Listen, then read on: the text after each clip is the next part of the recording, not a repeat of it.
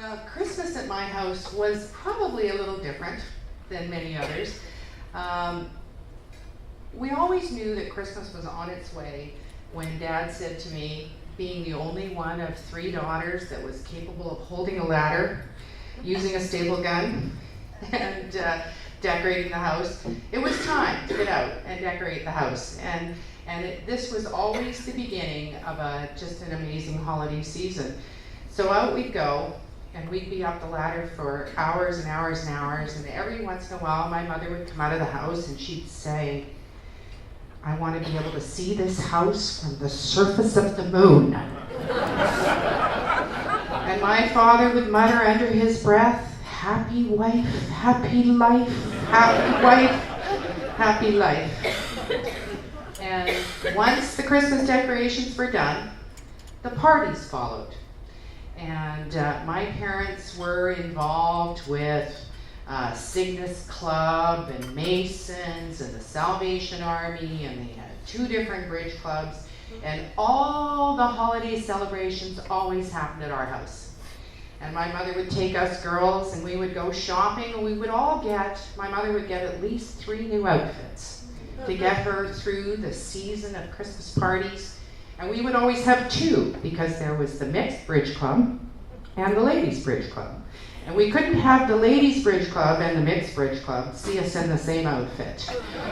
So we always knew that there was new clothes. And my mother, who was probably the worst cook on the face of the earth, if it did not say add water and hamburger, it wasn't for dinner, became this domestic goddess throughout the Christmas season, and life was filled with appetizers and desserts. And she would cook for days and days and days, and as children, we would be paraded down, and my sisters would sing, and I would dance, because singing was not allowed out of my mouth. And you will never hear me sing. But we used to come down to the parties, and we would make our appearance, and then we would sneak to the top of the stairs, and we would watch all the parents make really foolish choices and be silly and have a wild Christmas time. And the whole month of December, we never had to worry about what we were going to eat, because there was always cocktail party food left over. So we lived on breakfast, lunch, and dinner on cocktail party food and hors d'oeuvres and appetizers and desserts. And then it would come to Christmas Eve. And my parents were big sticklers for the early bedtime. So every Christmas Eve, all 3 of us girls would get a new pair of pajamas, a new pair of slippers, and a house coat. And we were told to get changed into these that was the one present we got to open on Christmas Eve, which, after about the 10th year, we were a bit irritated. We thought, okay, why can't we have something better on Christmas Eve? But we had the new pajamas, so we get all dressed in the new pajamas, and we would be sent off to bed. And about an hour later, my father would sneak out into the yard with his jingle bells and make the little jingle bell sound, and it was truly a distraction, because my mother would go in and she would turn all the clocks back 2 hours, because we weren't allowed to get out of bed till 8 o'clock.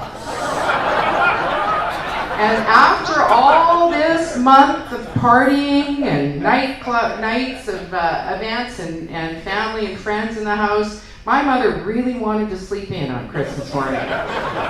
So we always thought this was such a great thing until we realized that they'd done this. So we would look and we would see the clock in the morning, and it said 8 o'clock. And we'd get up, and before we could open any of our Christmas presents, we all had to sit, 3 of us, on the stairs, and my parents have some truly hideous pictures of us children, year after year, girls with, the hairdo up like this, sitting on the stairs waiting for the Christmas morning. And we'd open all our presents, and it was tons and tons of fun. But the big thing was, as daughters, it was our job to go shopping with Dad. And every year, my mother would wait for the gift that would come from my father.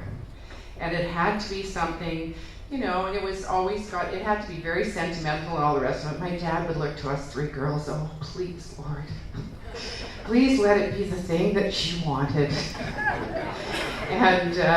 And usually it was jewelry, I have to say, because we always knew, we'd say, Dad, jewelry's good.